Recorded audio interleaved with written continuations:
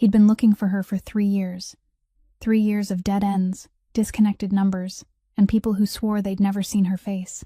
Cade Valenti, the kind of man whose name made entire rooms go quiet, whose empire stretched across Chicago like a second skyline, had nearly given up. Not because he lacked resources. He had more resources than most governments, but because the woman who'd saved his life in a dark alley on the South Side, who'd pressed her bare hands into 2 bullet wounds in his chest and whispered, "Look at me, don't close your eyes," while his blood pooled on the concrete, that woman had vanished like she'd never existed. No name, no trace, no reason to save a stranger, and every reason to run. And she'd run. So on this particular Thursday night, Cade wasn't looking for anyone. He was sitting alone in a bar called the Undertow, a flat, unglamorous place on the industrial edge of the city where nobody knew his face and nobody cared, drinking his 3rd whiskey with the quiet exhaustion of a man who'd stopped searching and hadn't figured out what to do with the space that left behind. That's when he saw her. Not the way you'd expect, not a woman in red turning heads across a crowded room. She was mopping the floor, gray polo shirt with the bar's logo, hair pulled back tight, no makeup, moving between tables with the efficient invisibility of someone who'd learned that being unseen was safer than being noticed. But her face, even under the bad lighting, even behind the fatigue, was the kind of face that didn't belong behind a mop handle. A man at the pool table had been watching her too, younger, louder, 3 drinks past his limit. He called her over, made her wipe his table, then made her wipe it again. Then he leaned back, looked her up and down, and said loud enough for half the bar to hear, "She's just a janitor, and she still thinks she's too good to smile." She didn't smile. She picked up her bucket and turned to leave. He grabbed her wrist.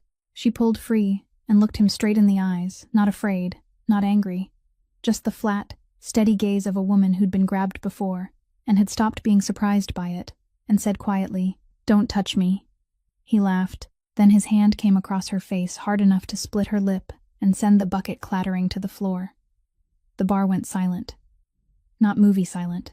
The real kind where every conversation just stops and nobody moves because the room doesn't have a script for what just happened. Cade set his glass down.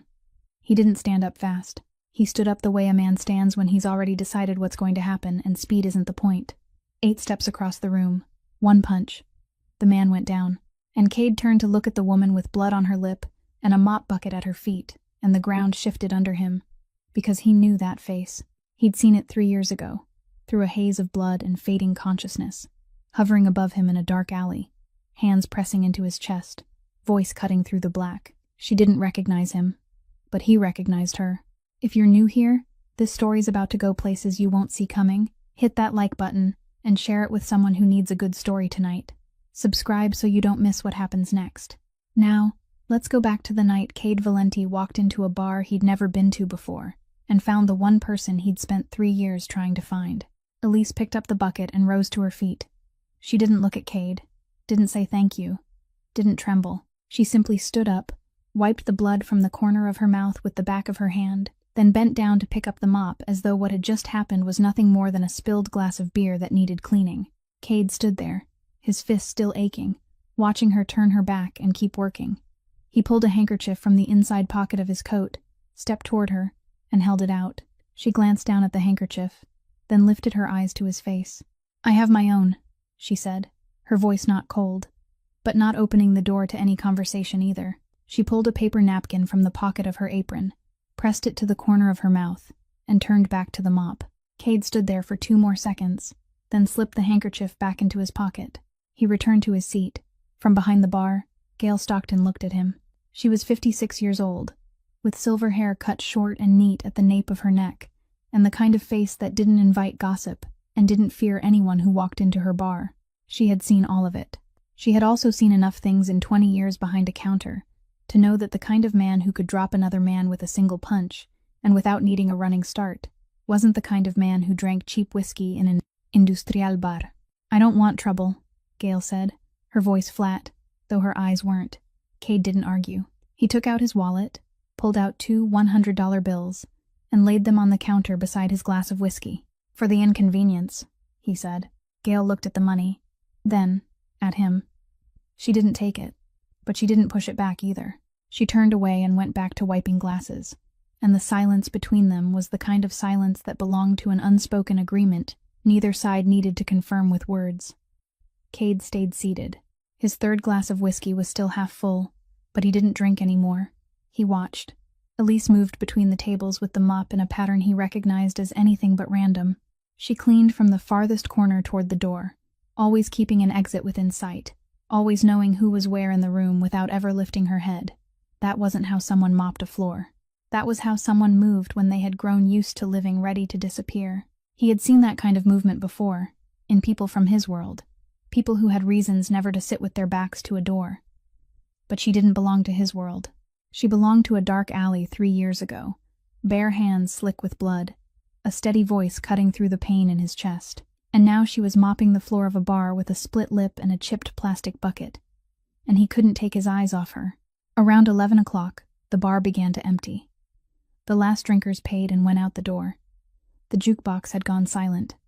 Gail started stacking chairs onto tables on the other side of the room. Elise was still mopping, slower now, not with the slowness of exhaustion, but with the slowness of someone nearing the end of a shift. Cade stood, left his glass on the counter, and stepped out the front door. Outside, the November air in Chicago cut against his face like a reminder that the world beyond the bar was still moving. Perry Langford was standing beside the black car parked on the other side of the gravel lot. 45 years old, broad-shouldered, with the kind of face no one remembered after meeting him, which was why he was good at his work. Perry had been Hugh Valenti's bodyguard before Hugh died, and now he was Cade's bodyguard. Not because he was loyal to the position, but because he was loyal to the name. Cade stopped in front of Perry. "The woman inside," he said, with no need to explain the context, because Perry had been watching through the glass all evening. "Find out who she is. Everything. Before tomorrow morning." Perry looked over Cade's shoulder into the bar, where Elise was wringing the mop into the bucket for the last time. Then he looked back at Cade. After 15 years serving the Valenti family, Perry knew the difference between Cade giving an order for business and Cade giving an order for something else. His gaze rested on Cade's face for half a second longer, long enough to register it, but not long enough for it to become a question. "Yes, sir," Perry said, then opened the car door and drove away. Cade didn't get into the car. He turned and went back inside the bar, sat in the same place again. Gail looked at him from behind the counter with the expression of someone who wanted to say, "We're about to close," but she looked at the 2 $100 bills on the counter and decided not to. Cade sat there. He didn't order anything else, didn't say anything. He only sat and watched the janitor with her hair tied back tightly finish the last of her work in the empty bar, and he thought that in the 3 years he had searched for her, he had imagined hundreds of ways their reunion might happen, but not one version in his mind had looked like this. Gail turned off the lights above the pool table, then the lights in the far corner. The bar darkened section by section. Elise put the bucket away in the back room, removed her apron, pulled on a thin coat, and walked out the back door without looking back. She didn't know he was still sitting there. Or maybe she knew and chose not to care. Cade watched the back door close. He stood, nodded to Gail, and stepped outside into the cold night. He stood on the gravel lot, his breath turning white in front of him, and for the first time in 3 years, he knew where she was. For the first time in 3 years, the hollow place in his chest had taken on a different shape. The back door of the bar closed behind her, and the November wind struck Elise in the face like a wall. She pulled her thin coat tight around her throat, but that coat hadn't been made for a Chicago winter. It had been made for a $7 price tag at the Goodwill thrift store, and she had been wearing it for 2 years. The walk home took 12 minutes. She knew that exactly because she had counted it. Every night, every step, memorizing every turn, every streetlight that still worked, every one that had died, where there were cameras, and where there weren't. That wasn't a habit. That was survival. She turned off the main road into the alley behind the row of shops on Ashland Avenue, past the shoe repair shop that had been closed since June, past the dumpster that smelled like burned plastic in cold weather, then to the iron stairs along the side of the laundromat, where only 2 letters out of 4 still glowed on the sign. The stairs rattled when she climbed them. She unlocked the door with the only key on the cord around her neck, stepped inside, locked it behind her, then stood still in the dark for 3 seconds before turning on the light. That brief moment of stillness was enough to listen, enough to know whether someone was in the room. The room was empty. The room was always empty. The fluorescent light on the ceiling flickered twice, then came on, and the room appeared exactly as it always did, a rectangle smaller than the bathrooms in ordinary apartments, with a ceiling so low that Elise could touch it if she raised her hand. A single mattress lay directly on the wooden floor, its white sheet pulled smooth, the corners folded square in the habit her mother had taught her when she was little. A habit she had kept not because she was neat, but because it was the only thing left from her mother that didn't take up space in her luggage. Her clothes were folded into 2 plastic bins, stacked against the wall, each bin small enough to fit into a backpack. No photographs, no paintings, no candles, no magnets on the refrigerator, because there was no refrigerator. A 1-burner hot plate sat on a folding table. 1 cup, 1 plate, 1 fork. She lived like someone ready to disappear in 10 minutes. And that wasn't an exaggeration, because she had done it 4 times in the past 3 years, and every time, it had taken less than 10 minutes. She dropped her coat over the back of the only chair in the room, then stepped into the bathroom, if the corner with the sink and the cracked mirror could be called a bathroom. She looked into the mirror. The split at the lower left corner of her mouth had stopped bleeding, but it had swollen, the purple bruise spreading around the edge. She touched it with the tip of her finger. She didn't wince. This wasn't the first time she had seen her own blood in a mirror. It wasn't the worst time. The worst time had been in Rockford, 7 months ago, when the drunk motel owner shoved her into a wall because she was 2 days late on rent. That time, she had a bruise on her temple that took 2 weeks to fade, and she had left Rockford the next morning with a backpack on her shoulder and $42 in her pocket. She washed her face with cold water. The hot water hadn't worked since last month, and she didn't dare call the landlord to fix it, because calling the landlord meant talking, and talking meant being remembered. She dried her face with a towel, looked into the mirror one more time, then turned off the bathroom light and sat down on the floor. Not on the mattress. On the floor, with her back against the wall, her knees drawn up, her arms wrapped around them. From that position, she could see the door, the small window above the hot plate, and the old sneakers beside the door. The shoes were always there, always tied and ready, always pointed toward the door. For 3 years, she had lived like this. The shoes beside the door, the last thing she saw before sleep, and the first thing she reached for when she woke. That was the habit of a person on the run. That was the habit of someone who had forgotten what it felt like to put shoes in a closet, because a closet meant staying, and staying was something she no longer knew how to do. She sat there and thought about the man in the bar. Not the man who had slapped her. She had forgotten him before she walked out the back door. She thought about the other one, the one who had stood up in a way she recognized as not belonging to ordinary men.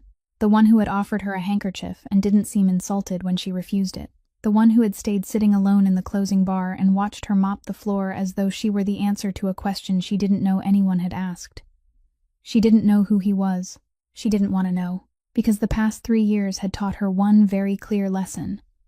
Men who sat in the dark and watched her never brought anything good. The last time someone had watched her, she had to leave everything behind and run. She looked at the shoes beside the door, thought, "Do I have to run again? But where? With what money?" She had changed her name once, moved through 4 cities, left school, left her father's funeral, left behind everything that looked like a life and replaced it with this room, this mop, these 4 walls. She had nothing left to leave, and she was tired. Not tired from a 12-hour shift. A different kind of tired, the kind that lived deep in the bones. The kind that belonged to someone who had been running too long and had begun to forget what she was running from. She rested her head against the wall, closed her eyes, and didn't sleep. Outside the window, Chicago murmured with the sound of late trucks on the highway, the wind slipping through the cracks around the door, the washing machine downstairs turning through its final cycle before the laundromat closed.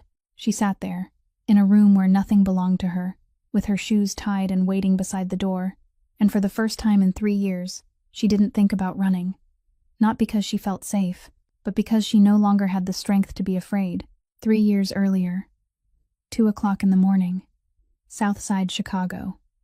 Elise Whitfield was 24 years old, walking home after her night internship shift at the community clinic on Halsted Street. She had 1 semester left before graduating from the nursing program, and the night shift at the clinic was the final part of her clinical internship she needed to complete.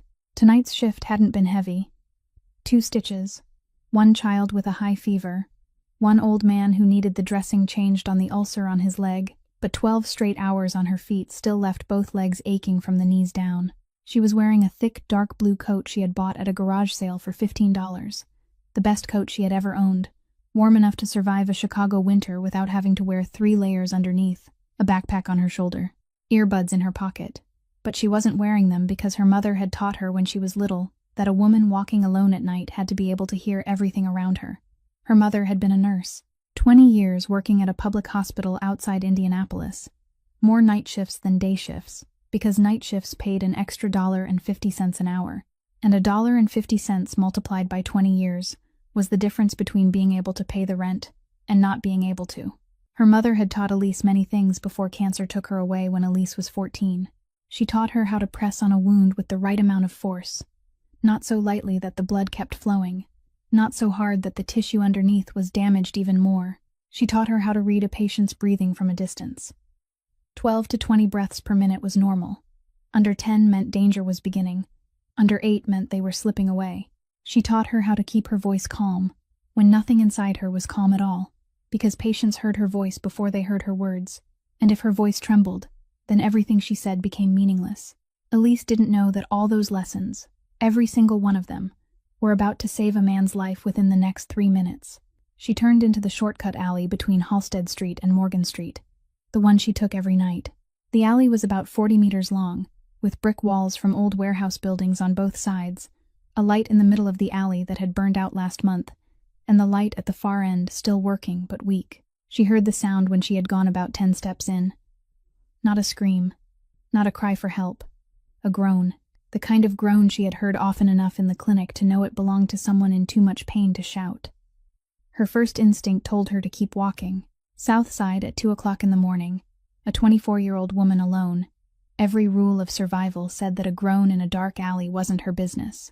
But the second instinct, the one her mother had planted in her from the time she had begun learning how to read a person's breathing, that instinct stopped her feet. She paused. She listened. The groan came again, weaker this time, and her experience in the clinic told her weaker didn't mean less pain. Weaker meant strength was leaving. She stepped toward the sound. He was lying in the middle of the alley, his back against the brick wall, both legs stretched out in front of him, one hand pressed to the left side of his chest, the other lying loose on the concrete. Blood, so much blood, black beneath the weak light, spreading around him like a shadow. Elise dropped to her knees. Her eyes swept over him quickly in the sequence the clinic had trained into her. Left chest, gunshot wound, blood running through the spaces between his fingers. Abdomen, below the ribs on the right side, a second wound, blood soaking through the dark fabric of his shirt, 2 shots. She looked at the concrete, estimating how much blood he had already lost. Looked at his face, gray skin, pale lips, eyes open but unfocused. She calculated in her head, 4 minutes, maybe less, before the blood loss reached a point no one could bring him back from. She didn't call 911 first. She didn't have time to call first. She pulled off her backpack, took off her coat, rolled it into a tight bundle, and pressed it against the wound in his chest, because the chest was more dangerous than the abdomen, lungs inside, heart inside.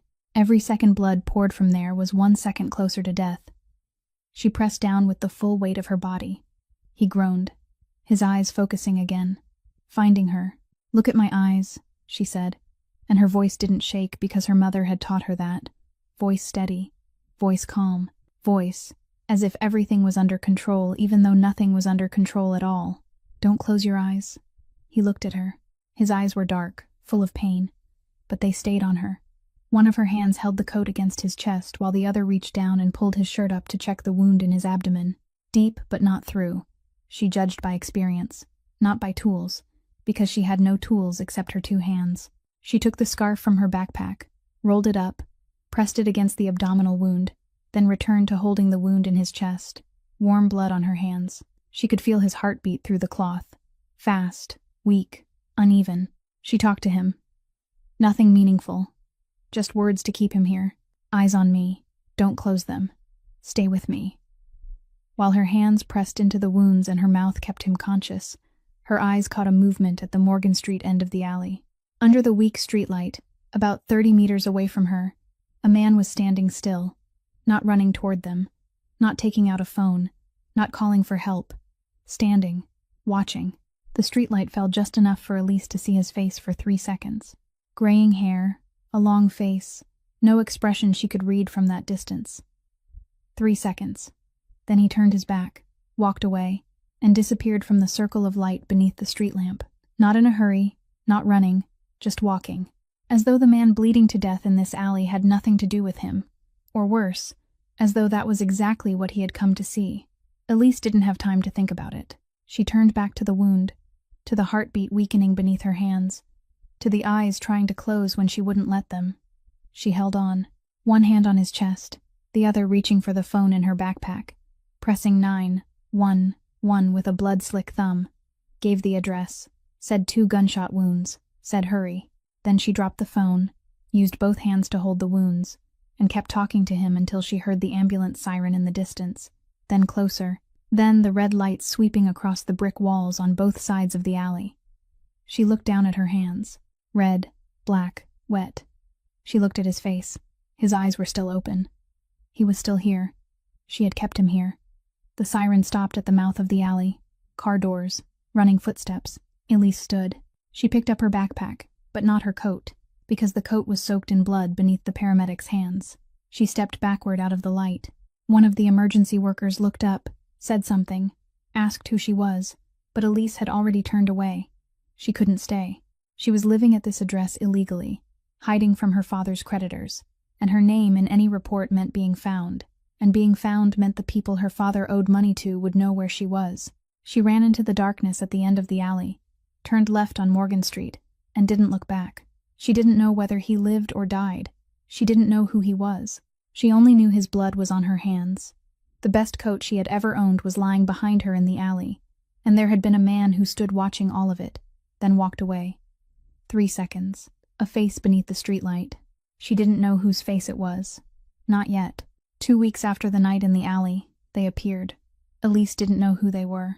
She only knew that 2 men she had never seen before were asking the landlady downstairs about the young woman who lived on the 3rd floor. The landlady told her that evening while folding laundry, her voice as ordinary as if she were talking about the weather. 2 men, dressed well, asked if there was anyone named Elise. I said I didn't know. The landlady didn't know because Elise rented the room in cash and under a false name. But they had asked about the right floor. They had described her face correctly. That night, Elise sat on the bed and calculated. 2 possibilities. 1. They were working for the shooter, the man who had stood at the mouth of the alley watching before he walked away, and now they had come to silence the only witness. 2. They were working for the victim, the man she had kept alive, and they had come looking for her for a reason she couldn't guess. Maybe gratitude, maybe something worse. Both possibilities ended the same way. She had been found, and being found was something she couldn't accept.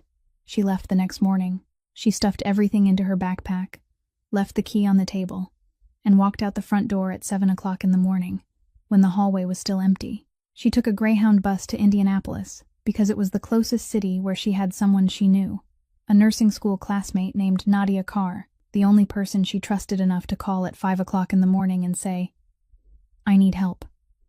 Nadia didn't ask much.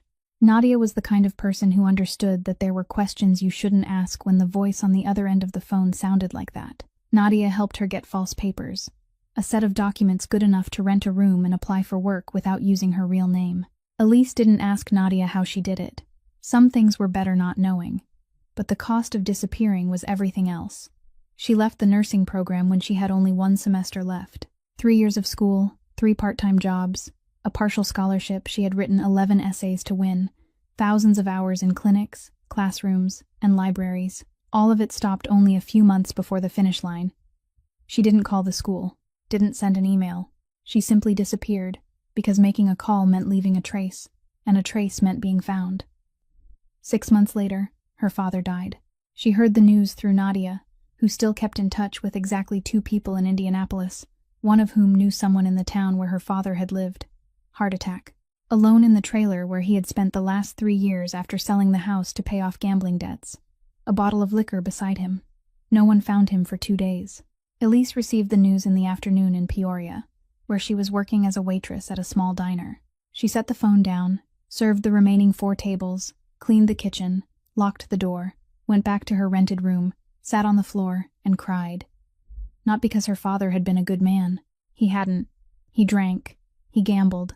And though he left her to support her own tuition, she fought tooth and nail to stay in nursing school until the alley changed everything.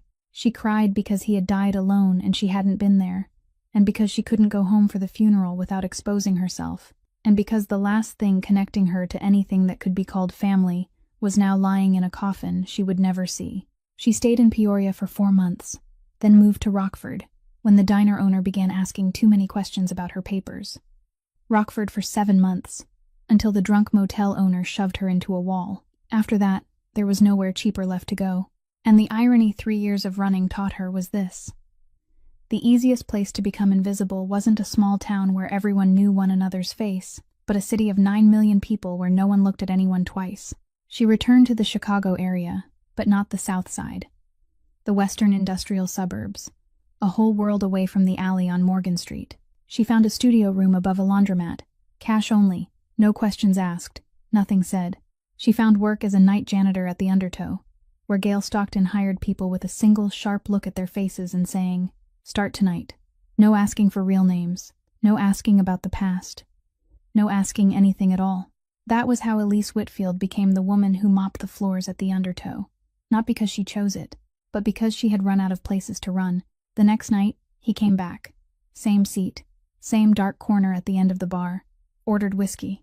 Didn't look at the menu, didn't talk to Gail, didn't look toward Elise, just sat there. Elise recognized him the moment she pushed the bucket out of the storage room in the back. Same dark coat, same way of sitting with his back straight without leaning into the chair. Same kind of presence in the room that changed the air around him without him having to do a thing. She didn't approach him. She mopped the floor on the other side of the bar, keeping 10 tables between them, and worked as though he didn't exist. But she knew he was there.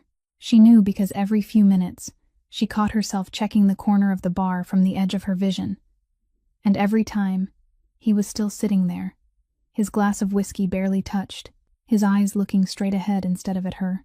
He stayed until 11 o'clock, then stood, left money on the counter, nodded to Gail, and went out the front door. He didn't say one word to her. Gail watched him leave, then looked at Elise with an expression Elise could read clearly. "Do you know who that guy is?" Elise didn't know, and she didn't ask. On the third night, he came again. Same seat, same glass of whiskey, same silence. But this time, Elise couldn't stand it anymore. Not because she was afraid, because not knowing was worse than fear. For 3 years, she had lived with not knowing who was looking for her, not knowing why, not knowing when they would appear again. And now a man had sat in the bar where she worked for 3 nights in a row, the man who had punched a stranger for her without needing a reason, and she didn't know what he wanted. That not knowing gnawed at her more than any specific threat ever could. She propped the mop against the wall, wiped her hands on her apron, and walked straight to his table. He looked up, not surprised, as though he had been waiting for her to come over, and it was only a matter of time. "What do you want?" she asked. Her voice was direct, not hostile, but not open either. He looked at her in silence for a few seconds. Then he spoke, his voice low, soft enough that only she could hear. 3 years ago, South Side. There was an alley between Halsted Street and Morgan Street.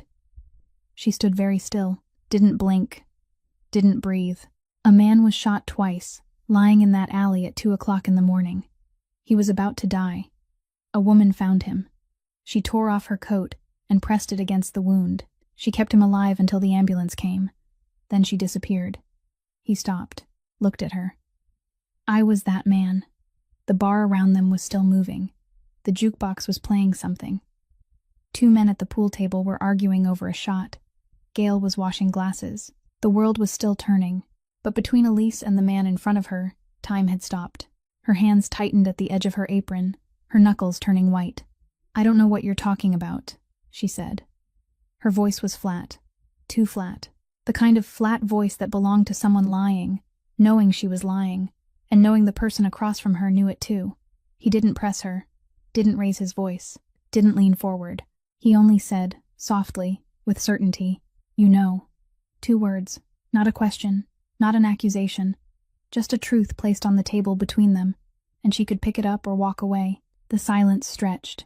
Elise looked at him, really looked at him, for the first time, not a quick glance from far away, but straight into his face, searching for something. Maybe a lie, maybe danger, maybe only the answer to the question she had carried for 3 years. Had the man in that dark alley lived or died? He had lived. He was sitting here, and she had kept him here. She pulled out the chair across from him and sat down. It was the smallest action imaginable, just sitting in a chair, but for Elise Whitfield, who had spent 3 years never sitting across from a stranger, never looking anyone in the face for more than 3 seconds, never staying when every instinct told her to run, it was the biggest thing she had done since the night she knelt in a dark alley and pressed her hands to the chest of a dying man. "Then who are you?" she asked. "Who are you really?" He set his glass of whiskey down. "Cade Valenti," he said. No further explanation. No talk of the empire, of the family, of what that name meant on the streets of Chicago. Just the name. And he let the name speak for itself. Elise hadn't lived in Chicago for 3 years without hearing the name Valenti. She didn't know the details, didn't know who did what for whom, didn't know how large the empire was, but she knew enough, knew that the name belonged to the kind of world she had spent 3 years trying to stay away from, knew that the man sitting in front of her wasn't an ordinary man drinking whiskey in a neighborhood bar, and that the punch on the first night hadn't been the punch of an ordinary man, knew that the world she had just touched by sitting in this chair was a world people didn't leave easily. The fear she had carried for 3 years, the shapeless, nameless fear, now had a name, had a face. It was sitting across from her, looking at her with the eyes of a man who had searched for her for 3 years and finally found her. She didn't stand up. She didn't run. She sat there, in the bar that was closing for the night, across from Cade Valenti. And for the first time in 3 years, she decided to stay long enough to listen. They sat in the closing bar for another 20 minutes. Cade told her just enough, not everything. He said he had sent people to look for her 2 weeks after the night in the alley. He said she had disappeared before they could find her. He said he hadn't stopped searching for 3 years, and that he hadn't come to this bar by chance. But because his network had narrowed the area down to a few square miles in the western industrial suburbs, and he had gone through every bar, every store, every laundromat in that area for 2 weeks before walking into the Undertow on Thursday night. Then he said, "I want to protect you." Elise looked at him. "I don't need anyone to protect me," she said, and stood up. She didn't say it out of pride. She said it because the past 3 years had taught her that every time someone offered help, there was always a price hidden behind it, one she didn't see until it was too late. Her father had accepted help from lenders, and the price was losing their house. She had accepted the silence of a neighbor in Peoria, and the price was 7 months of living inside the illusion of safety before everything collapsed. She didn't believe in help without conditions, because she had never met such a thing. She took her coat, said, "Thank you for letting me know you're still alive," as though that were the end of the conversation, and went out the back door. 12 minutes walking back to her rented room. She counted every step the way she did every night, checked every streetlight the way she did every night, turned into the alley behind the row of shops on Ashland Avenue the way she did every night. But when she climbed the iron stairs along the side of the laundromat and lifted her hand to touch the lock, her hand stopped. The lock was still closed. But it was different. The metal rim around the keyhole had new scratches, small and parallel. The kind of scratches she knew hadn't been made by her key because she used the same key at the same angle every night for 8 months. Someone had picked this lock. She opened the door slowly, stepped inside. 3 seconds in the darkness. Listening. The room was empty. She turned on the light. Everything was where it belonged. The 2 plastic bins of clothes beside the wall, the mattress on the floor, the white sheet folded into square corners, the 1-burner hot plate, the cup, the plate, the fork. No one had taken anything because there was nothing worth taking, but there was something else. She checked the backpack hanging over the back of the chair. The zipper had been pulled to the right. She always left the zipper to the left. Someone had opened her backpack, looked inside, then zipped it back up. They hadn't been looking for objects. They had been looking for information, looking for papers, looking for a name, looking for anything that would say who she was and what she knew. Elise sat down on the floor, not because she was afraid, because of the math. She calculated. The rented room had been exposed. Running required money, and she had $170 in her wallet. Running required somewhere to go, and she had no cities left on her list. Running required energy, and she didn't have any left. The equation had no solution. For the first time in 3 years, she had no back way out, and the only door that opened forward was the one she had closed behind her at the bar 20 minutes earlier. She took out her phone. Cade's number was on the piece of paper he had placed on the bar before she left. The piece of paper she had slipped into her apron pocket without thinking. Or maybe not without thinking at all. She called. He answered after the first ring. He didn't say hello. He simply waited in silence. "The lock on my room was picked," she said. "Someone got in." A tense pause stretched over the line from the other end. Then, "I'll send a car. 10 minutes. 9 minutes later, a black car pulled up at the bottom of the stairs. Cade wasn't driving. Perry Langford opened the door for her and said nothing except, "Ma'am." She brought her backpack. Nothing else, because nothing else belonged to her. The apartment Perry took her to was on the 3rd floor of an apartment building in Bridgeport, not far from downtown, but quiet enough that no one would notice. 1 bedroom, 1 small living room, a kitchen with a working refrigerator, a bathroom with hot water, 2 locks on the door, a safety latch inside, curtains on the windows. Normal. Ordinary by every standard. But to Elise, who had lived for 8 months without hot water and 3 years without a door lock she truly trusted, this apartment was the most luxurious thing she had ever stepped into. Cade was standing in the living room when she arrived. He didn't stay long, only long enough to say, "You kept me alive. I keep you safe. That's the simplest deal I've ever made." She set her backpack on the floor, looked around the apartment, then looked back at him. "I'm here because of reality," she said. "Not because I trust you." "I know," he said. Not insulted, not arguing, only accepting it. The same way he had accepted it when she refused his handkerchief in the bar. He nodded, stepped out the door, and closed it behind him. She locked the door. 2 locks, safety latch. Then she stood in the middle of the silent apartment and realized this was the first time in 3 years she had stood inside a room without needing to calculate an escape route. She took a hot shower, 15 minutes standing beneath the spray, feeling something she had almost forgotten existed. She put on clean clothes, placed her backpack beside the bed out of habit, then stopped. Looked at her shoes, the shoes she always kept beside the door, tied and ready, toes pointing out. 3 years. Every night, she picked up the shoes, looked at them in her hands, then placed them inside the closet beside the front door.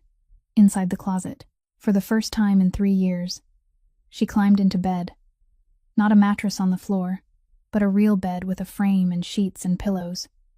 And she lay there looking at the ceiling in the dark. And she slept. No dreams, no jolting awake, just sleep. The next morning, Perry Langford knocked on Cade's office door at 7:15 with a thin file in his hand, and the expression of a man carrying news that was both good and not good. Cade sat behind his desk, his coffee untouched, his eyes showing that he hadn't slept much more than Elise had. Perry set the file down. Elise Whitfield, 27 years old, born outside Indianapolis. Her mother died when she was 14. Her father died 3 years ago. No criminal record, no ties to any organization. She studied nursing at a community college, then dropped out. 4 addresses in 3 years, all paid in cash under false names. Perry paused. "She's clean." Cade looked at the file. "But?" Perry sat down in the chair across from him. "Security camera at the Morgan Street end of the alley the night you were shot. I pulled the list of surveillance devices in the area from the police department through a contact. That alley had 1 camera tied into the city surveillance system, angled to cover the entire Morgan Street entrance." He looked at Cade. "The footage from that night was deleted, not damaged, not overwritten on schedule, manually deleted, shortly after the incident, by someone with access to the system. Orson needed to erase any trace of his presence from the authorities, but he knew a mysterious woman had kept you alive. That was why he spent years funding a shadow search, not because he had the footage, but because he was terrified of the one living witness who could expose his treason." Cade took his first sip of coffee, cold now.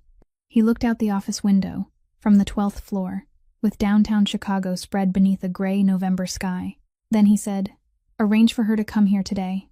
I want her to meet everyone."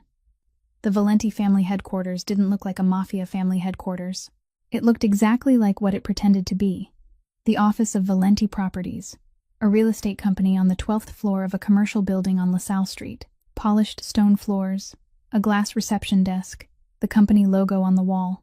Elise walked in at 10 o'clock, wearing the cleanest clothes she owned, her hair tied neatly back, the bruise at the corner of her mouth already turning blue-purple. She looked around the office with the eyes of someone memorizing every exit, every camera, every face, a habit that 3 years of running had turned into reflex. Cade introduced her to 3 people. She didn't remember the names of the first 2 because they didn't matter. The third one mattered. He stepped out of the office at the end of the hall with a smile so well practiced it looked completely natural. 58 years old, silver hair cut neatly, gray suit, polished leather shoes, a long face with angular features that time had softened just enough to make him seem trustworthy. Orson Pratt, Cade said.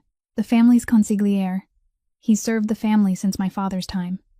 Orson stepped forward and held out his hand. So you're the girl who saved our boss's life. His voice was warm, his eyes smiled, and everything about him, from the way he stood to the tilt of his head, radiated the sincerity of a man who had spent his whole life perfecting the art of looking sincere. Elise shook his hand. It's a pleasure to meet you, Elise, Orson said, holding her hand for half a second longer. The sort of professional courtesy no one would think twice about. But Elise thought. She thought a great deal, because when her hand was inside his, and her eyes were about 1.5 feet from his, something in her memory began to turn. Not fitting yet, not clear yet, only the faint sense that she had seen this face somewhere, in another setting, under another light. She released his hand, smiled politely, said, "Nice to meet you," and turned toward Cade. Orson watched her for 1 more second, his smile still perfect, his eyes still warm, and nothing on his face showed that he knew exactly who Elise Whitfield was before she ever walked into this building. He knew because Wesley Briggs had been watching her for 2 years and reporting everything. He knew where she lived, what she did, and how dangerous she was.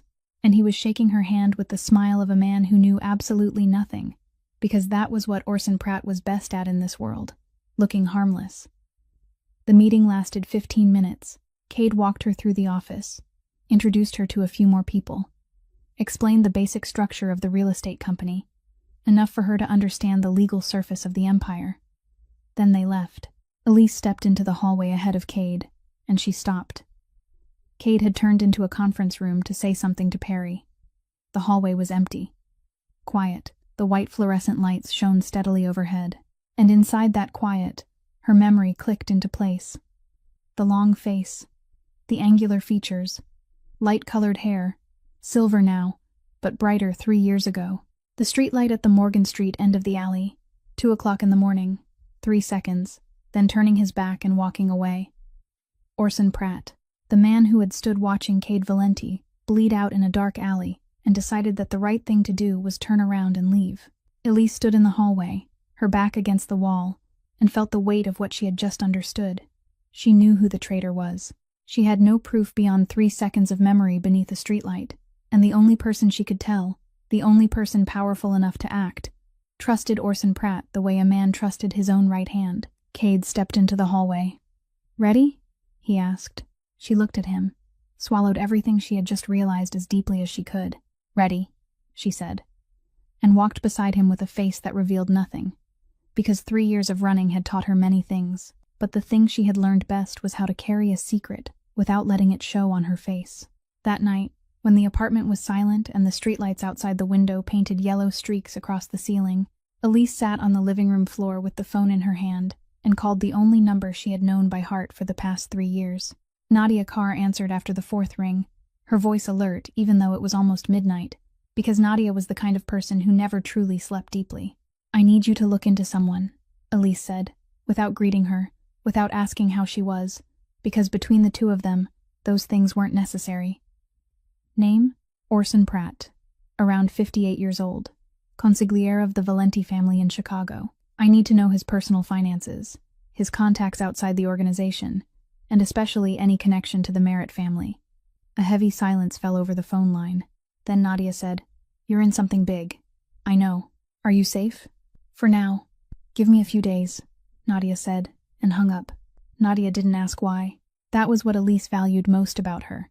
Not her ability to find information, but her ability not to ask questions whose answers would make both of them more dangerous to know. While waiting for Nadia, Elise did what she was best at, watching. Cade started bringing her to the office every day. Not because she had any official role, but because he wanted her somewhere he could make sure she was safe. She sat in the waiting room, drank coffee, read books, and looked like someone doing nothing at all, but she was doing a great deal. 3 years of living by instinct had sharpened her into something she had no word for, though Cade would have called it dangerous if he had known. She read people, not in the way of psychology or vague intuition. She read them through details. The financial manager named Holt always looked down when Cade asked about numbers, not because he was hiding something, but because he was afraid of saying the wrong thing. He was loyal, but weak. The logistics man named Vaughn spoke to everyone in a different voice. A lower voice with subordinates, a higher voice with Orson. He wasn't loyal to anyone. He was loyal to the direction of the wind. And Orson was perfect. Too perfect. He smiled at the right time, asked the right questions, showed the right amount of concern. No one in the room could find a flaw in him, and that was exactly the problem, because real people weren't perfect. Real people had moments of exhaustion, impatience, or forgetting to hold the mask in place, and Orson never had those moments. Cade began to realize what she was doing on the third day. He was sitting in his office when Elise walked in and set a coffee on his desk, a small habit she had created on her own, and said, her voice light as though she were talking about the weather, "Vaughn is taking a personal phone call in the storage room downstairs every day at 2 o'clock in the afternoon. Same number, same time. Holt can't look you in the eye when he talks about the West Loop development costs. Not because he's stealing, but because he knows the real number is higher than projected and he's afraid you'll be angry." Cade looked at her. Not with surprise, with reassessment, the way a man looked when he saw something familiar beneath a surface he had mistaken for the whole truth. "You've been here 3 days, he said. "I observe quickly," she said, and left the room. Cade sat alone afterward, and thought that the girl who had saved his life in a dark alley didn't only know how to keep a person alive. She knew how to read a room in a way it had taken him 10 years in this world to learn, and she had learned it not from the underworld, but from 3 years of living in fear, and somehow that was even more worthy of respect. On the 5th day, Nadia called back. Elise was in the apartment, the lights off, sitting beside the window. Nadia didn't say hello. "I found something," Nadia said, her voice carrying a different quality now. Tighter, more careful. The voice of someone holding hot information and knowing exactly how hot it was. "The guy who slapped you in the bar, Troy Haddon." Elise sat up straighter. "He wasn't there by chance," Nadia explained quickly, neatly, without wasting a single word. "Troy Haddon, 29 years old, no steady job, a minor record for assault and drunk driving, no direct ties to any family, but occasionally doing odd jobs for people who needed the kind of man willing to cause trouble without asking why. 2 weeks before the night at the Undertow, Troy's bank account received a transfer of $2,000 from a corporate account. Nadia traced that account back to a limited liability company named Pratt Consulting Group, registered in Delaware, with one sole founder, Orson Pratt. "He was paid to come to your bar," Nadia said. $2,000 to do exactly what he did. Harass you, threaten you, scare you enough to run. And if you ran, then by the time Cade Valenti finally got to the Undertow, you would have already disappeared. Elise sat in the darkness of the apartment and let the information settle. Orson wasn't only the man who had stood there watching Cade bleed in the alley 3 years ago. Orson had known where she was all this time, through Wesley Briggs watching her. And when Orson realized Cade was narrowing his search toward the industrial suburbs, he had acted first. Sent Troy to force her to run before Cade could arrive. But Cade had arrived sooner than Orson planned. And instead of Elise disappearing, Cade found her, punched Troy, and brought her into the heart of the Valenti Empire, exactly where Orson didn't want her to be. "Nadia," Elise said, "I need more time. It's not enough to act on yet. I know, I'm digging deeper. Pratt Consulting has 3 other transactions in the past 18 months. I haven't been able to trace yet. Give me a few more days." She hung up and sat in the dark for a long while, thinking about pieces and boards, about Orson sitting in that 12th floor office with his perfect smile, while moving people the way a man moved pieces across a board. Troy was a pawn. Wesley was a knight. And she, until a few days ago, had been the piece Orson wanted swept off the board before the game even began. But she was still here. In the days that followed, 2 worlds ran side by side inside Elise's life. The first world was the hidden investigation, midnight phone calls with Nadia, notes on scraps of paper that she burned after memorizing them, A map of relationships she drew inside her head and never once put on paper. The second world was Cade. One afternoon, he took her down to the basement of the building, where there was a shooting range she wasn't surprised to discover existed. Personal safety, he said, setting a handgun on the table in front of her. You should know how to use it. She had never held a gun before. He stood behind her, adjusted her hands on the grip, squared her shoulders, and his hand on her arm didn't stay too long. But it stayed long enough for her to realize that he noticed it too, and both of them pretended not to notice. Her first shot missed the target by about 1.5 feet. Her 5th shot hit the outer ring. Her 10th shot hit the 3rd ring. Cade looked at the target, then at her, saying nothing, but his eyes said enough. 3 days later, he returned to the office after a meeting Elise knew wasn't a real estate meeting, because his shirt had blood on the elbow and the knuckles of his right hand were swollen red. He sat behind his desk and said nothing. She walked into the room, looked at his hand, went back out to get the first aid kit she had found in the office kitchen cabinet on her very first day, because she was the kind of person who always knew where the first aid kit was. She sat down beside him, took his hand, and began cleaning the wound. Her hands on his skin were professional and precise, the hands of someone trained to touch a wound without making the pain worse, but they were gentle too, a kind of gentleness she didn't intend and couldn't control, because her hands remembered how to touch him from 3 years ago in the dark alley, when touching him meant keeping him alive, and her body couldn't tell the difference between then and now. Cade looked at her hands on his, said nothing, didn't move, only watched, and in his eyes there was something he clearly had no intention of revealing, but it was there, as plain as the wound on his hand, as plain as the blood on his shirt. Perry Langford stood in the doorway. He had been standing there long enough to see. Cade looked up, caught Perry's eye, and said, "Don't." Perry kept his face perfectly blank. "I didn't say anything. Don't think." "Too late, sir," Perry said, his voice expressionless, then turned away. Elise wrapped the bandage around Cade's knuckles, tied it firmly, then stood and left the room without looking back. But she knew, and he knew, and Perry knew, and the distance between them, the distance she had drawn so clearly on the first night in this apartment, was narrowing in a way she couldn't control, and the most frightening part wasn't that it was narrowing, it was that she didn't want it to stop. She waited 2 more days after Nadia's call, not because she lacked courage, but because she needed to be certain that when she opened her mouth, every piece of information would be in its proper place, every connection would be clear, and there would be nowhere Cade could look and say, "You're imagining things." Nadia sent one final detail on the afternoon of the 2nd day. Pratt Consulting Group, beyond the transfer to Troy Haddon, had made 3 other transactions over the past 18 months, all flowing toward accounts Nadia hadn't fully traced yet, but enough to confirm that Orson hadn't acted only once. He was running an entire financial network outside the family's books. That night, at 11:45, Elise stood outside Cade's apartment door on the 5th floor of the same building. She knew he was still awake because light slipped through the crack beneath the door. She knocked 3 times. He opened the door, looked at her, and from her face, he knew this wasn't a social visit. He stepped aside. She walked in.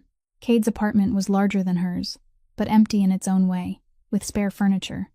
No family photographs on the walls, as though he lived here without truly living here. She didn't sit. She stood in the middle of the living room, facing him, and began to speak. She told it in order.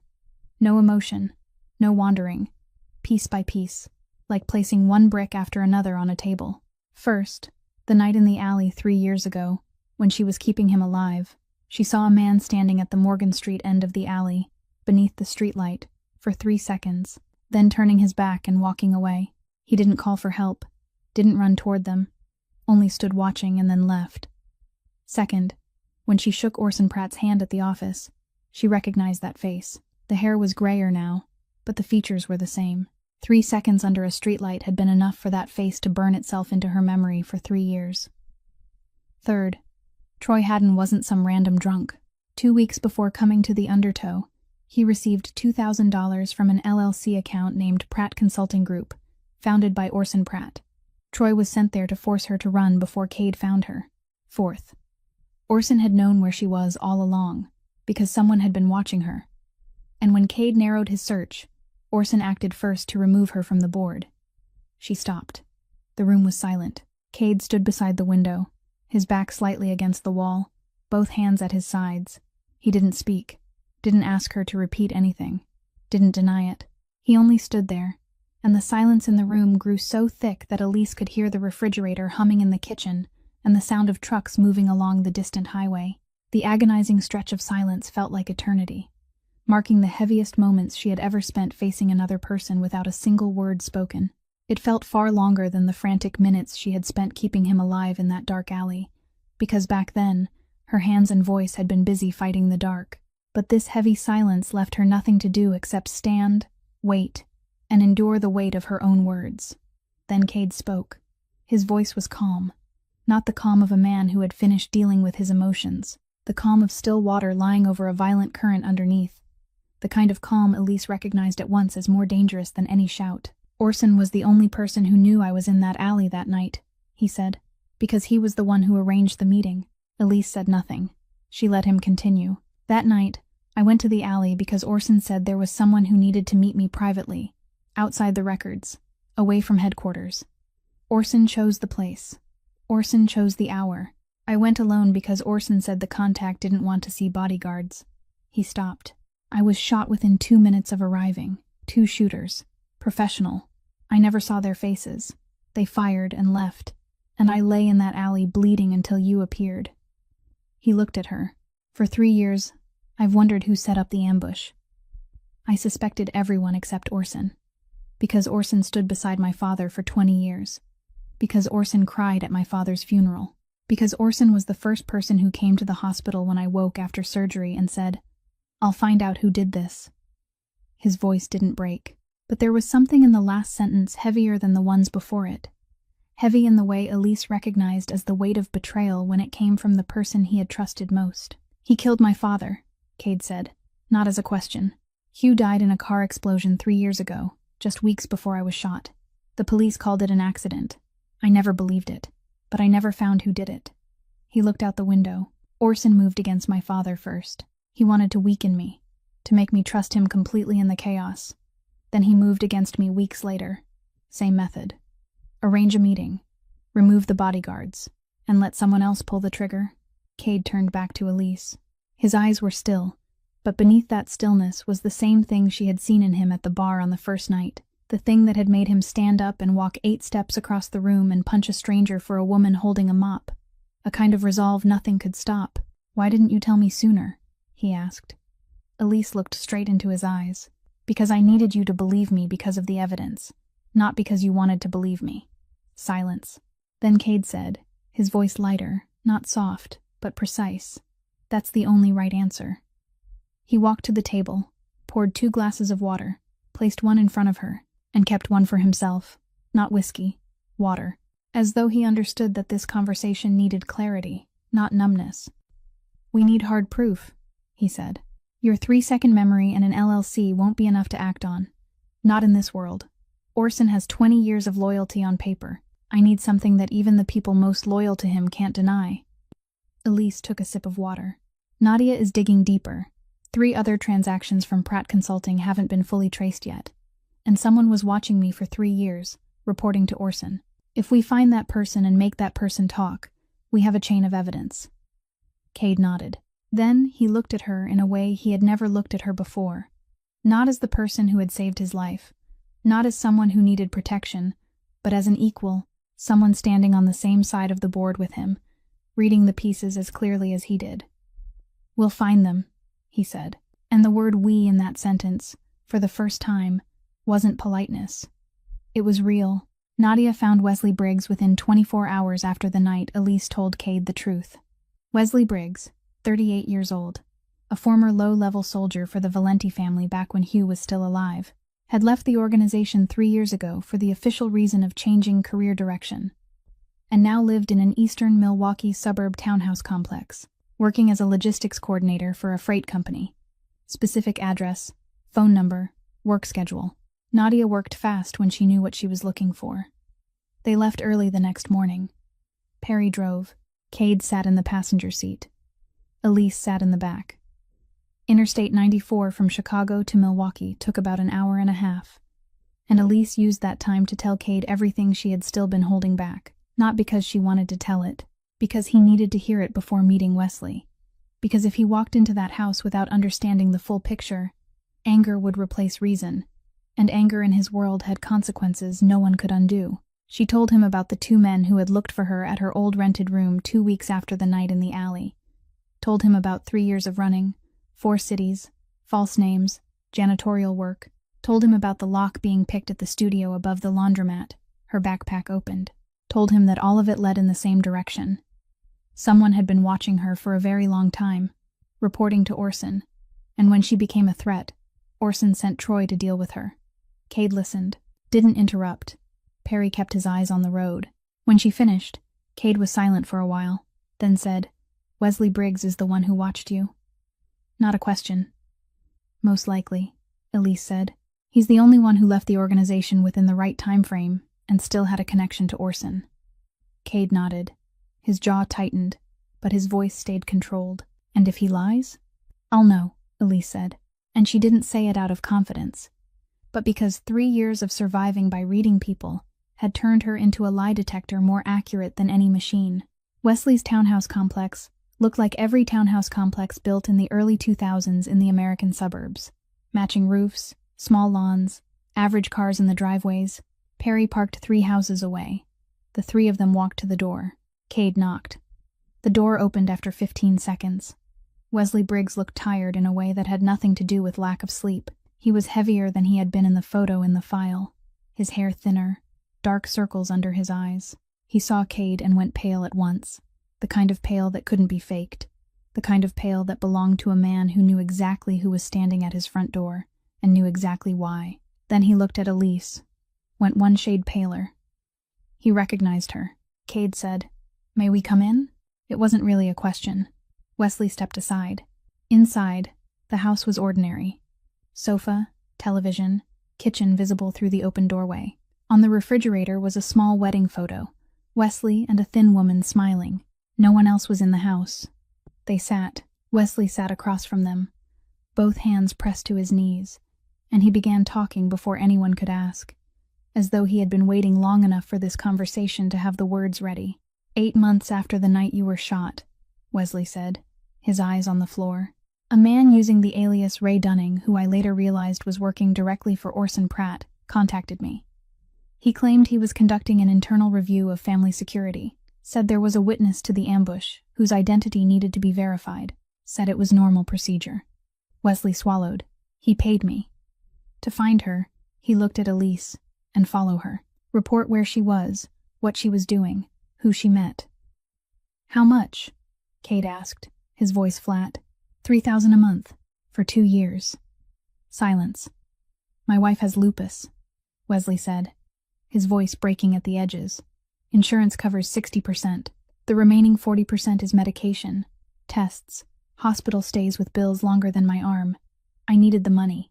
Ray Dunning said it was only an internal review, that no one would get hurt." He looked up, his eyes red. "I didn't know he'd send someone to harass you. I don't know Troy Haddon. Orson thought I was too cautious and might blow his cover, so he bypassed me and hired that drunk to scare her off immediately.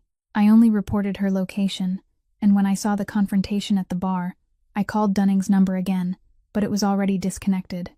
Cade stood, slowly, and Elise saw what had moved in his eyes, something darker than anger, older, deeper, something belonging to the part of him he used to build an empire, and also the part the empire had built over him. He took 1 step toward Wesley. Elise stood. She didn't say anything. She only placed her hand on Cade's arm, lightly, not gripping, not pulling, just placing it there, 5 fingers on his forearm through the fabric of his coat. He stopped, looked down at her hand, looked up into her eyes, and in her gaze, he saw what she didn't say aloud. "Not this way." He exhaled, sat back down. Perry pulled a packet of papers from the inside pocket of his coat, a sworn statement, a standard form Cade's lawyer had prepared before they got into the car that morning. Wesley signed. His hand shook, but he signed. The interrogation and detailed verification of Orson's financial shadow network kept them inside the house for hours, ensuring every loophole was closed. They left Wesley's house close to 5 o'clock in the afternoon. The sky had already begun to darken, the kind of November dark that comes early and fast. And by the time Perry drove onto Interstate 94 back toward Chicago, the sky had turned from gray to black. Elise sat in the back seat. Cade sat beside her, not in the front passenger seat, and she didn't ask why he had changed places, because she knew why. Perry drove, eyes on the road, one earbud in, giving them a privacy no one had asked for but he understood was necessary. Highway lights passed across the windows in a steady rhythm. Cade was silent for a long while. Then he spoke, his voice low, only loud enough for her to hear. 3 years ago, in that alley, you told me, "Don't close your eyes." "I remember," she said. "I looked for you not because of a debt. Not because the rules of my world say a life debt has to be repaid." He stopped. "In 36 years, you're the only person who looked me in the eyes and demanded that I live without doing it because of who I was. Not because of money. Not because of power. Not because of fear. Only because I was bleeding and you wouldn't accept that." Highway lights moved over her face. Light, dark, light, dark. "I would have done that for anyone," she said. "I know," he said. "That's the reason." She turned to look at him. In the darkness of the back seat, on Interstate 94 between Milwaukee and Chicago, he reached out his hand. He didn't take hers. Didn't pull, only placed his hand on the seat between them, palm turned upward, and waited. Elise looked at his hand. Then she placed hers in it. Didn't pull away. Uncle Conrad Valenti lived in a 2-story brick house in the southern suburbs of Chicago, in a quiet neighborhood with rows of bare November trees and lawns already yellowing with the season. Cade parked in front of the house and sat still for 30 seconds before turning off the engine. Elise sat beside him, looking at the house, watching the curtain on the first floor shift slightly as someone inside looked out and then moved away. "It's been so long," Cade said, his voice low. "Uncle Conrad hasn't spoken to me since that tragic day." He didn't explain further. He didn't need to. Elise already knew from what Nadia and Cade had told her. After Hugh died, Orson had gone to see Conrad, Hugh's younger brother, and told him a version of the story in which Cade had known about the car explosion beforehand, but hadn't acted because he wanted to take power sooner. Orson told it with grief in his voice, with tears, with that perfect sincerity he had spent his whole life practicing. And Conrad believed him because Conrad was in too much pain to doubt, and because the best liar is always the one who lies while the listener is crying. They got out of the car. Cade knocked on the door. 10 seconds. 20 seconds. The door opened. Conrad Valenti was 60 years old, his hair completely silver, thinner than he had looked in the photographs Elise had seen in the file, his face carrying the kind of exhaustion that comes from living too long alone with a rage too heavy to bear. He looked at Cade. No greeting, no invitation inside. He only stood in the doorway with eyes that years of resentment had sharpened into something hard and cold. "What are you doing here?" he said. "Uncle Conrad," Cade said, and his voice held something Elise had never heard in it before. Thin, quiet, the voice of a nephew, not the voice of a boss. "I need you to listen. I've got nothing to hear from you." That was when Elise stepped forward. She stood beside Cade, looked at Conrad, and spoke in the voice she had used all her life.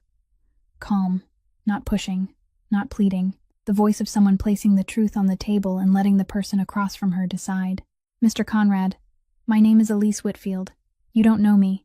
I don't belong to this family. I have no reason to protect Cade, and no reason to lie to you. I only have information, and I think you deserve to know it." Conrad looked at her. Looked for a long time, the way a man looks when he is deciding whether to shut the door. Then he stepped aside. They went in. Inside, the house was a small museum of Hugh Valenti. Photographs of Hugh lined the living room walls. Hugh on his wedding day, Hugh holding Cade when Cade was little, Hugh and Conrad as young men standing in front of their father's bakery in Little Italy. Photographs everywhere. On the bookshelves, on top of the cabinet, on the table beside the sofa, as though Conrad lived among those pictures to remind himself every day that his brother was gone and someone had to be responsible. They sat. Elise opened the file folder she had prepared before leaving Chicago. She placed each document on the table in front of Conrad, one by one, slowly. Wesley Briggs's sworn statement, the financial records for Pratt Consulting Group, the connection between the LLC and Orson, the payment to Troy Haddon, Nadia's trace showing 3 other transactions from the same account over 18 months. She explained each document in an even voice, not high, not low, without emotion, only facts, piece by piece, the same way she had told Cade in the apartment late at night. because she had learned that truth is strongest when it stands alone and doesn't need a voice to hold it up. When she placed the last document down, she said, "The man who convinced you that Cade betrayed his father is the same man who killed him." Conrad didn't speak. He looked at the files on the table. His hand touched the edge of Wesley's statement, his fingers trembling slightly. Then he looked up, looked at Cade, and Elise saw the moment when years of accumulated resentment began to crack. Not break, not yet. Only crack, the way a great dam cracks from the inside before the water comes through. Conrad's eyes reddened, his jaw clenched, then trembled, then opened, and he cried. Not like in movies, not loudly, not collapsing. He cried like a 60-year-old man, silently, tears running down both sides of his face without him wiping them away. His shoulders shaking faintly, the way a man cries when he has just realized that for all this time he hated the wrong person and loved the wrong person and carried a rage as heavy as stone, only to learn that it had been crushing him and no one else. Cade watched his uncle cry and said nothing, didn't move closer, didn't comfort him, only sat there and allowed him to cry. Because there are moments when silence is the most respectful thing one person can offer another. Conrad stood, wiped his face with the back of his hand, walked into the next room without saying a word. Elise looked at Cade. Cade looked down the hallway where his uncle had disappeared, the heavy silence wrapping around them as the pendulum of the old wall clock swung in the quiet house. Then Conrad came back. In his hand was a small notebook, its brown leather cover worn, palm-sized, the kind of notebook people buy at an office supply store for a few dollars and use to write down things they don't want to forget. "Hugh sent me this," Conrad said, his voice hoarse, 2 weeks before he died, with a note. "If anything happens to me, give this to Cade." He stopped, looked at the notebook in his hand. "I didn't give it to you, because Orson told me Cade knew beforehand, that the boy let my brother die. I believed him. I kept this notebook in a drawer all this time, and never opened it again, because I thought giving it to Cade would be betraying Hugh." He placed the notebook on the table, beside Elise's files. "Turns out not giving it to you was the betrayal." Cade picked up the notebook. His hand didn't shake, but he held it slowly, carefully, the way a man holds an object he knows will change everything. He turned the pages. Small, neat, precise handwriting.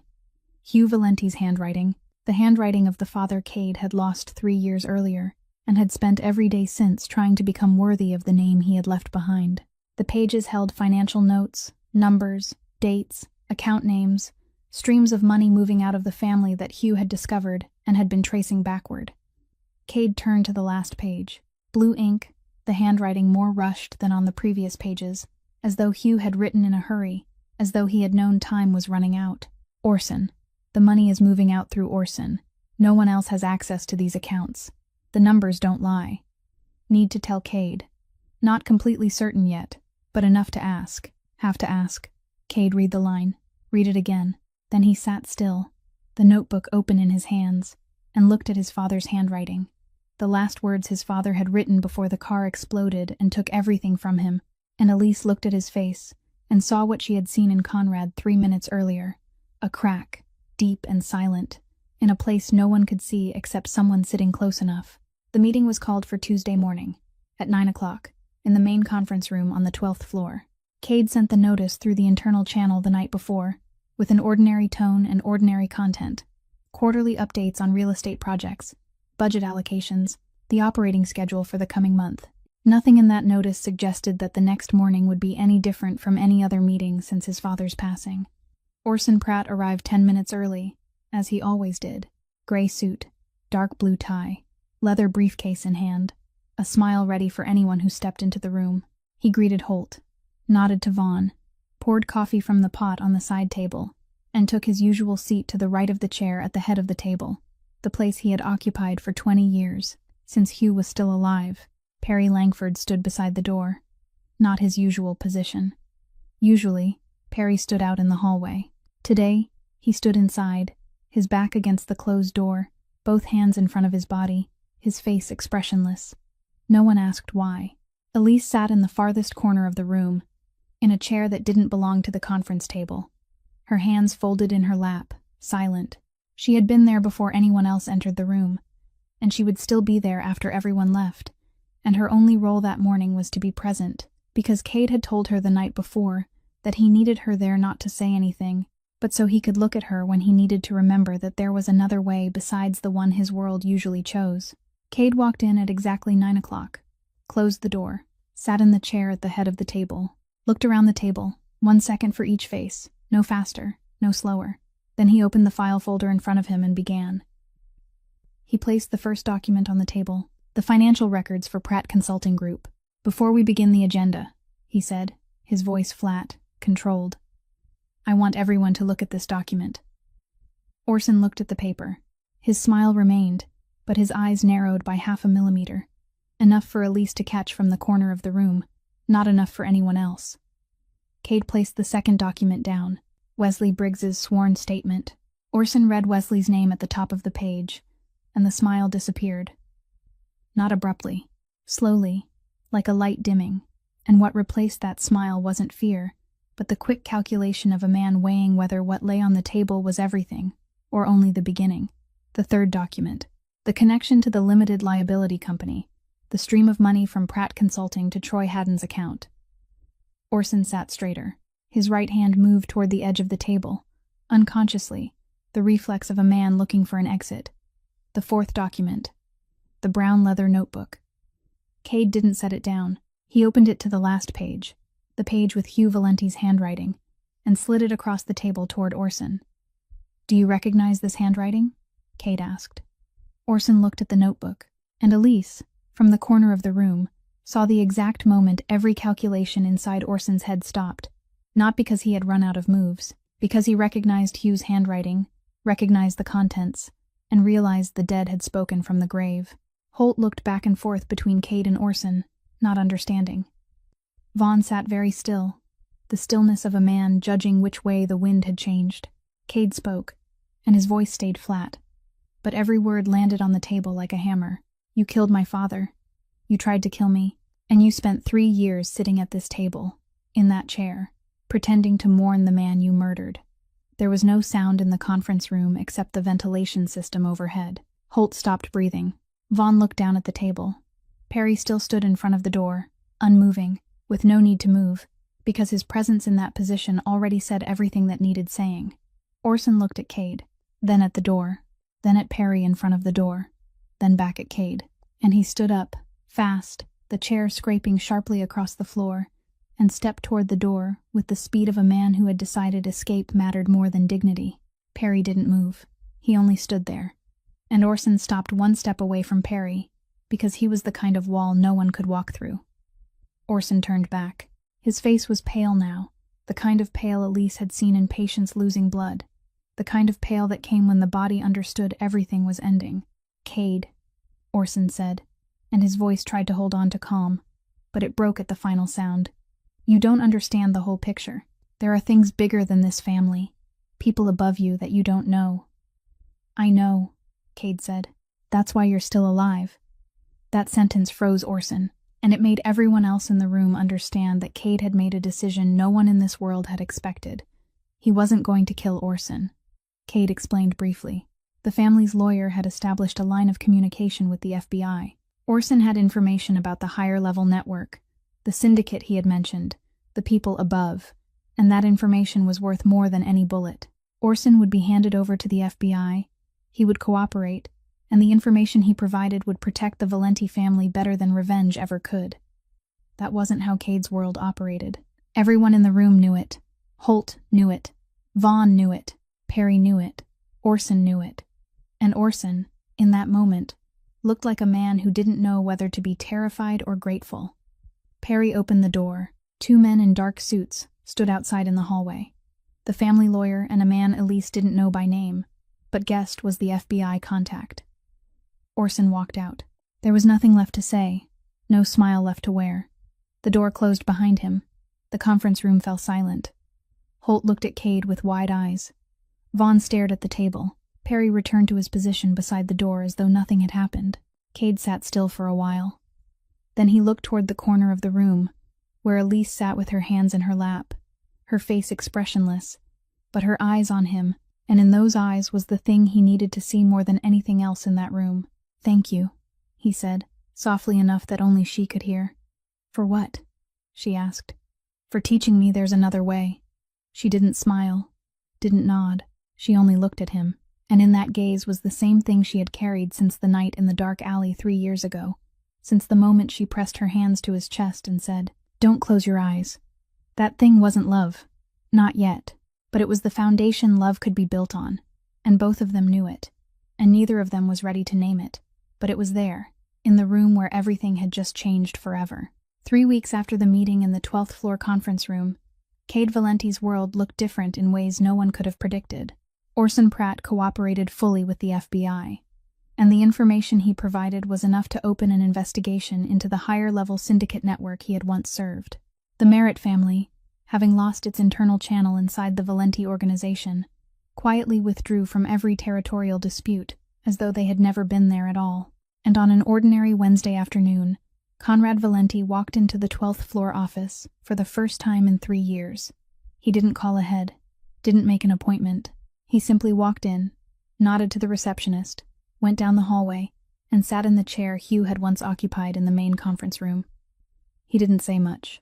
He sat there, looking around the room, touching the tabletop with his fingertips, as though he were touching something he had lost a very long time ago. And when Cade walked in and saw his uncle in that chair, neither of them said anything for a while, but they were both there, and that was enough. Elise learned about the scholarship on the 17th day. She knew because she received a letter from the nursing program at the community college, informing her that her file had been reactivated, and that the tuition for her final semester had been paid in full through an anonymous scholarship fund under the Valenti Properties Foundation. Anonymous. She read the name Valenti Properties Foundation and knew exactly who stood behind the word anonymous. She went to Cade's office at 4 o'clock in the afternoon, placed the letter on his desk, and said, "I don't need you to save me." Cade looked at the letter, then at her, and said in a voice that wasn't defensive, wasn't apologetic, but as simple as stating a calculation, "I know. You're the one who saved me. I'm only giving it back." She looked at him, and the corner of her mouth lifted by barely 1/4 of an inch. Not a smile. Not yet, but the closest thing to a smile Cade had seen on her face since the day he found her again. And he saw it, and memorized it, and knew he would spend a great deal of time trying to see it again. The next day, Elise returned to the Undertow. Not to work. She pushed through the front door in the afternoon when the bar was empty. Weak December sunlight falling through the dirty glass and onto the wooden floor she had mopped hundreds of times. Gail Stockton stood behind the bar, wiping a glass. Exactly as she had the first time Elise walked in 8 months earlier. Gail looked up, looked her over from head to toe, and said, "You look different. I'm quitting, Gail." Gail set the glass down, looked at her for a long moment, the way someone looks, after watching enough people come and go through this bar, to know the difference between someone leaving because they have given up, and someone leaving because it is time. "You never belonged here," Gail said, her voice not soft but not hard either, only true. "Not because this work is beneath you. Because you were hiding, and this isn't a place to hide. This is a place to wait." Elise looked at Gail and understood that the woman had known more than she had thought from the beginning, and had never asked, because Gail was the kind of person who showed respect by not asking. Gail poured 2 glasses. They drank. They didn't say much. They didn't need to. Elise walked out the front door of the Undertow for the last time at 4 o'clock in the afternoon, and Cade was standing outside. He didn't come in. He stood beside the car, in a dark coat, his breath turning white in the December air of Chicago. Snow had begun to fall, lightly, small flakes not yet heavy enough to cover the sidewalk, but enough to change the light, to make everything softer, slower. She walked toward him. "You know I'll never be the kind of woman who stands beside you at parties and smiles," she said. "I don't need someone who smiles at parties," he said. "I need someone who tells me the truth when the whole room is lying. And if that truth is something you don't want to hear, then especially then." She looked at him. Then she lifted her hand and placed her palm against his chest, on the left side, where the bullet scar lay beneath his shirt, where 3 years earlier she had pressed both hands down and kept his blood inside his body through sheer will. "Does it still hurt?" she asked. "No," he said. "Because of you. It isn't over," she said softly. "This kind of wound hurts in a different way, not on the skin." "I know," he said. "So do I," she said. He kissed her, or she kissed him, or they both did at the same time, the kind of same time that belongs to two people who have calculated for too long and finally decided that not everything in life needs to be calculated in advance. Snow fell on their shoulders, on her hair, on his coat. On the sidewalk outside a neighborhood bar in an industrial suburb of Chicago, a man the whole city feared was kissing a woman the whole city didn't know by name, and that, by every measure the world could offer, was the first time in 3 years that both of them stood still instead of running. She wasn't a rescued princess. He wasn't a redeemed prince. They were two scarred people who had found each other and decided that scars were not the ending, only the place where building could begin. And they began. This story brings us a very simple but deeply meaningful lesson. Never judge a person by the work they do or the clothes they wear. Elise mopped the floors of a bar, but she was the only person in that room capable of saving another human being's life. Intelligent enough to bring down a conspiracy that had lasted 3 years, and brave enough to look the most powerful man in the city in the eye and tell him the truth. "She's just a janitor," Troy had said. And that sentence became the greatest reminder in this story that contempt always says more about the person showing contempt than it does about the person being looked down on. Beyond that, the story also shows us that kindness never truly disappears. Elise saved a stranger in a dark alley for no reason beyond basic human instinct. 3 years later, that act returned to her, not as a reward, but as a thread tying her to the chance to change her life. And in the end, true strength doesn't lie in a fist or a bullet. Cade Valenti, a man who could have dealt with Orson through a single phone call, chose evidence instead of violence, truth instead of revenge. That change came from a girl holding a mop who taught him that there is always another way. If this story touched something inside you, if you have ever been underestimated, ever felt so tired you didn't want to run anymore, or ever carried a secret without knowing who to tell, then please know that your story is not over. Please press the like button, share this video with someone you think needs to hear this story today, and subscribe to our channel so you won't miss the new stories we bring every day. We would truly love to hear from you. How did this story make you feel? Have you ever experienced a moment when the kindness of a stranger changed your life? Please share it in the comments below. We read every line, and every story you tell is a source of inspiration that helps us keep creating content that touches the heart. We wish all of you watching this video very good health, a joyful life, and peaceful days ahead. Thank you for staying with us until the very last minute. Goodbye, and we'll see you again in the next video.